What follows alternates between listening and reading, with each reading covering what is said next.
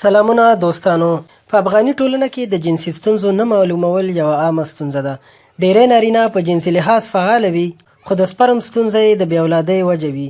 دوی د خپلې میرمنې د درملنې پر ځای خپلې میرمنې ملامتوي، بنې پرې راولي او فکر کوي چې دا یې حل لاره ده. ډیر داسې خلک به مو لیدلي وي چې له څو ودونو سره بیا هم بې اولاده پاتې دي.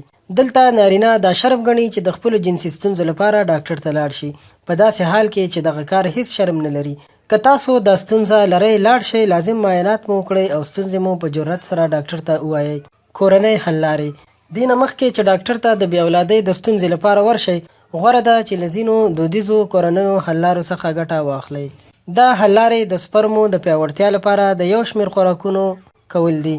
دلته به د دغه شیانو لنډه پیژنګلو وړاندې کړو. زنجبیل د یوناني درملو یو مهمه هغه دوا ده. چینایان یې د جنسي درملنې او پیاوړتیا تر ټولو مهم او مؤثر درمل ګڼي.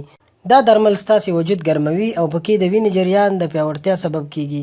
همداشان د سپرمو د زیاتوالي او پیاوړتیا سبب کیږي. زنجبیل کېدای شي په اون کې وټکوئ او په چایو او شیدو کې یوه اندازه ګډ کړئ او ویسکئ. هوږه هم د دودیز طب له مخې د جنسي پیاوړتیا یوه مهمه مرستندویه وسیله ده.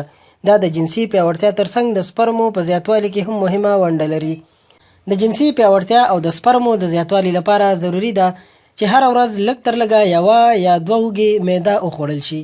دا هم یوازې خوړلی شئ او هم یې له خوړو سره ګډولی شئ. که معده یې کړئ او یو دوه کاشوغو شاتو کې واچوئ او ویې خورئ نو ډیره مفیده ده. لاچي یا هیل هم یو په اسانه د لاسرسي وړ شی دی. کولی شئ په چایو کې یې وکاروئ یا یې همداسې خولې ته واچوئ، ویې ژوئ او ویې خورئ.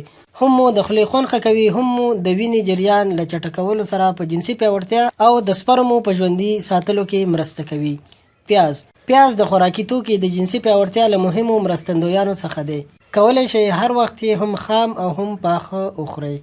رومیان یعنې ټماټر او سبزیجات. رومیان یا ټماټر او د سبزیجاتو تقریبا ټولې بڼې له دې کبله چې ویټامینونه لري ستاسې جنسي قوه پیاوړې کوي. په عام ډول هڅه وکړئ چې سبزیجات او سلاد هر ورځ په خپل خوراک کې ولرئ. کبان هم جنسي قوه زیاتوي او زیاته ګټه لري. کیلې هم ډیر ګټور شی دی. دوستانو، که دا معلومات مو خوښ شوي وي او غواړئ چې تاسو سره نور هم دغسې طبي معلومات، اسلامي او نورې خوندورې له فن څخه ډکې کیسې شریکې کړو، نو مهرباني وکړئ زموږ چینل در سره سبسکرایب کړئ. ورسره خوا کې د ګونګرو نشان هم ووهئ چې زموږ له هرې نوې راتلونکې ویډیو سره تاسو ته خبر درکړل شي. مننه.